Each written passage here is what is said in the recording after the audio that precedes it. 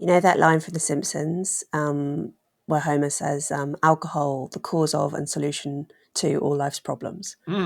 So it's like technology, the cause of Yeah, and solution to all life's pretty much. problems. That's where That's we the are, bright isn't it? green view. Yeah. That's where we are, and you can't pretend that either of those things is not true. You have to have both at once.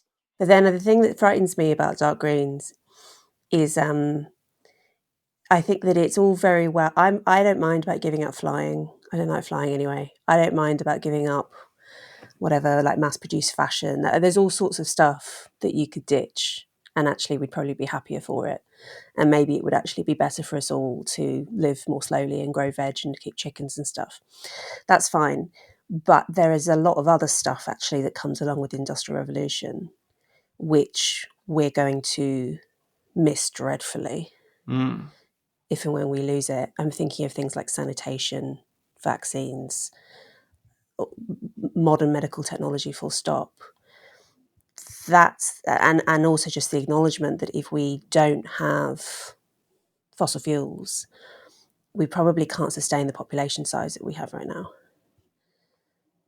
And so, and what's the route to getting there, right? Like, there's a lot of very, very frightening Oh yeah. Well, thoughts lurking behind this topology. I think the problem comes when you turn any of these perceptions into a political position. So the dark green thing is useful in the sense that it can give you a very realistic, astringent political position where you, or not political position, but an understanding of where we are, and where we just say, look, this thing has happened. We're in here now, but it's not going to go on. So it's going to end up fading away. If you turn that into a political position whereby you think that you have to destroy industrial society in order to save the planet, and there are a few people like that around, then you very quickly become a kind of dangerous misanthropist. And I've known a few of them and been on the verge of becoming one at times in my life as well, I have to say.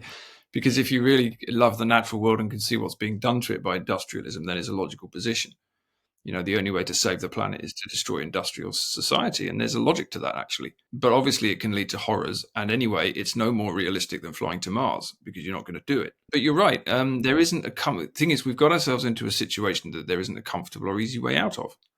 There's no simple solution, because it's not a problem. It's not a mathematical puzzle that you can somehow solve. It's just, we did a thing. We discovered all these fuels and we went, oh, great, look at this. And then we had this huge kind of festival of invention and creation, which has completely reshaped the world. We're now completely dependent on it, and it's destroying us, and it's destroying the ecology of the planet. And there is not an easy way out of that. We just have to somehow bumble through whatever's going to come, which is probably not going to be pleasant. But I just don't. I think that anyone who offers an easy solution, whether it's primitivism or escaping to another planet, is offering something foolish and dangerous. And there's no historical template for this, because this hasn't happened before. No, there isn't. We've not done an industrial revolution before. It's like what it's like is like the collapse of an empire, which is what it is. But it's an empire on a global scale. It's the human empire, and it's a technological empire, the like of which we haven't had before. I mean, all empires have been technological. We've had fairly advanced technologies at different stages in history. I mean, the Egyptians did, the Romans did, although of course it was all based on human slavery rather than fossil fuels. So it's not as if we haven't lived in empires which have collapsed before, but this is a global one. It's a global empire, and the technology and the number of people and the sophistication doesn't have a precedent, like you say. So there's no roadmap to it. We don't have any easy answers. My husband sometimes accuses me of being his expression is collapsetard, and my lovely listeners have actually set up a book club. I've actually set up a book club in association with the podcast called the Collapsetard Book Club, right? It's obviously a joke, but I do sometimes wonder in myself if I am psychologically primed to expect this kind of disaster, not least because millenarianism is such an important aspect of Christian thinking. Do you wonder the same, if to some extent this feeling that we're rushing up into a void, which I feel very strongly, might actually be a sort of a psychological artifact, or might be, I don't know, a temperamental urge in some people? That's interesting. When we launched the Dark Mountain project, we got called a lot of names. And one of my favorites was Crazy Collapsetarian, which is, I think, Okay. pretty good. So it's very similar to It's collapse. basically what collapsetard The means, same yeah. thing. It's the same Yeah. thing. We got a lot of people telling us that we were depressed and we needed to see psychologists instead of writing manifestos. I think there's a couple of things, aren't there? So firstly, there's definitely a temperamental type which likes to look at these things, which you probably are, and I certainly am. I am just a bit of a doomer, and there's no doubt about it. You can just, I've written 9 books, and if you read them, it's impossible to deny it. So there it is. There it is. It doesn't mean that the thing is not happening. It just means that some people like to look at it and talk about it and write about it and analyze it, and other people want to just avoid it or get on with their lives. Often people, when they talk about things like being a collapsetard, there's a kind of sense of superiority in it. They like to think of themselves as the good people and you as the baddie who likes to focus on the negatives. Maybe that can be true sometimes, but it's also possible that they're in denial and you're just facing the reality, which is another way of looking at the situation. Because if this is true, then it's an important thing to be looking at. And I think it is true. And you don't do yourself any favors by pretending it's not happening because you don't like it, which is a very common human reaction to any kind of pain, which is what this is, right? Just avoid it, hope it goes away. Maybe someone else will deal with it, put it off till the last minute. That's what we're doing as a society. I think it's, we're going through the stages of grief and we're still somewhere in between denial and bargaining. I think that's what we're doing. Denial is pretending it's not happening. Bargaining is putting up the solar panels and the wind farms. Eventually you have to come to acceptance. Maybe some people just come to acceptance more quickly. That's another way of looking at it. The Christian thing is interesting because it's true that Christianity is focused on, it ends with an apocalypse, which then turns into a new beginning. And so there's probably a cultural sense of that. Having said that, my wife comes from an Indian family. Her parents moved to England from India in the 60s. And so she's born in Britain like me, but her family are Indian. So her religion is Sikh. And the Sikhs believe, like all Indian religions, really, they believe in a kind of great cycle of ages. And the age that we're in at the moment, according to the Sikhs, is called the Kalyug, which the Hindus call the Kalyuga, which is this dark age in which everything is collapsing, in which truth is impossible to see, everything is smothered by lies, everything's falling apart. And after the Kalyug comes a collapse, but then the cycle begins again and you go through all these different ages. So that's not a Christian perspective, but it's still a perspective which is able to see that there come times where things just collapse and fall away and disintegrate. And then you have to go back to the beginning again. So whether you see it as a kind of apocalyptic ending and then a return to the kingdom of God, which I suppose is a Christian perspective, or a endless number of cycles in which this stuff keeps on happening. Lots of different cultures have this understanding that there are times when things just collapse and everything comes apart. And interestingly, when I talk to my wife about the Kalyug, there's a lot of concentration there on deceit and humans' denial about the situation and the deceit of their rulers and the sense of kind of moral collapse.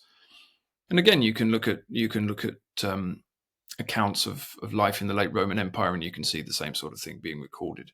So it's true that there's a Christian sense of apocalypse, but it's also true that societies collapse all the time, endlessly. Every empire that's ever existed has collapsed, and this one is now collapsing too. That's the way I see it. It's just that this collapse, which will probably be slow and take centuries, is global rather than regional, and that's the difference. Yeah, the slow and take centuries point is an important one because I think that maybe disaster movies have primed us for this, to think of a great event, that may always be on the horizon. I remember reading such a great Substack essay by an anonymous writer a little while ago about the political fantasy inherent in zombie apocalypse movies, where what happens in zombie apocalypse movies is that there's a single event, there's a day zero where something disastrous happens, and what inevitably happens is that our hero, who's a sort of small town American male, who's undervalued in his own time, his skills become enormously important and he's sort of vindicated because he's able to flourish in this basically post-political landscape where there are no people left. There are just rampaging zombies, and you just have to kind of fend for you. There's like an American individualist fantasy, I think, in the zombie apocalypse movie. But that's not what we're talking about. We're not talking about a single event. We're talking about a gradual disintegration. As the world becomes smaller, things we used to have available to us are no longer available to us. Technology stops working, stops developing. Everything just kind of retreats. That seems like, I mean, that seems to have been mostly what happened with Rome. Obviously, you have some dramatic moments, but generally, this it takes centuries is actually the norm historically. And yeah, it's happened to everyone before us, so there's really no reason to think it won't happen to us too. Yeah, the zombie thing makes me think of Tremors with Kevin Bacon, which, if you haven't seen it, it's one of the world's best films. Fantastic. It's just like a zombie apocalypse, except with giant underground worms. And it's exactly that story. A bunch of small town hicks save the world, or at least save their community. It's great. It's actually, I wrote some essays during the COVID pandemic, which got me into trouble. But one of them was because they were a critique of the response to the pandemic. But one of them actually I wrote a bit about how we had primed and actually been primed by so many disaster films about deadly viruses to behave towards COVID as if it were the deadly virus that we'd seen on the films. And so we immediately reacted, and our governments reacted as if this is the big one, here it comes, lock yourself inside, it's going to kill everybody. And then actually it turned out not to be that bad. And arguably the response was a lot worse than the pandemic. But we responded, and certainly the media responded, in exactly the way that we'd seen on the films about deadly viruses, like 28 days later or something, where everybody dies except 5% of the population. And yes, there's a hero who comes to sort of put everything right again, or at least to survive. And we've been so primed by that story that we exist within it. So we like one of the points we made in the Dark Mountain Manifesto actually is that there's two stories we like as a culture. One of them is exactly that. It's apocalypse. Everything suddenly ends, right? So there's a nuclear war, there's a deadly virus, there's a zombie attack, endless numbers of films and stories about that. You wake up one day and everything's dead, and then you have to get your gun out and you have to fight the zombies. And there is a kind of purist relief to it. It's like, yeah, all the crap's over. No more culture war, no more going to work. I just have to kill zombies now. It's like refreshing. Exactly. It's like we're back to the Post-political basic fantasy. stuff of life. Yeah. It's you or the zombie. And, that's a story that we like, even though we wouldn't want to live through it in a way. It's recognizable. And the other story that we like is the Star Trek story, which is the story that Elon Musk and his crew are living in, which is that sort of liberal democracy and progress go on forever and ever.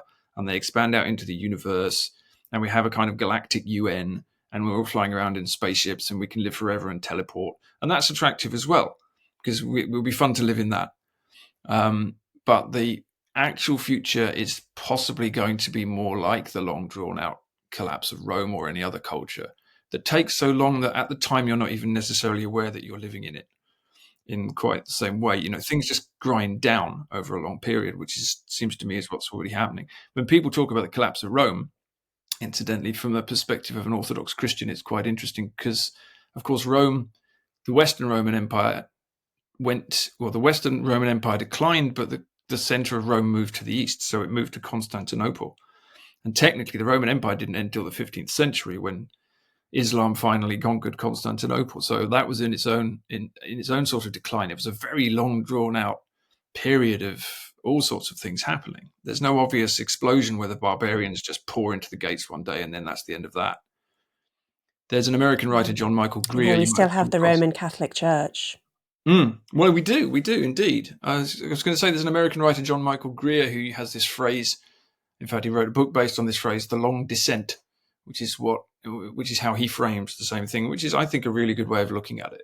That's what we're going through already. We're going through a long descent, and that it will be punctuated by periods of collapse and horror and awfulness, and then probably periods of stability and decline, and maybe even some times when things look like they're getting better. But over several centuries, it's a good bet that industrialism will just fade away and we'll be somewhere else that won't look quite like pre-modernity, but certainly won't look like modernity either.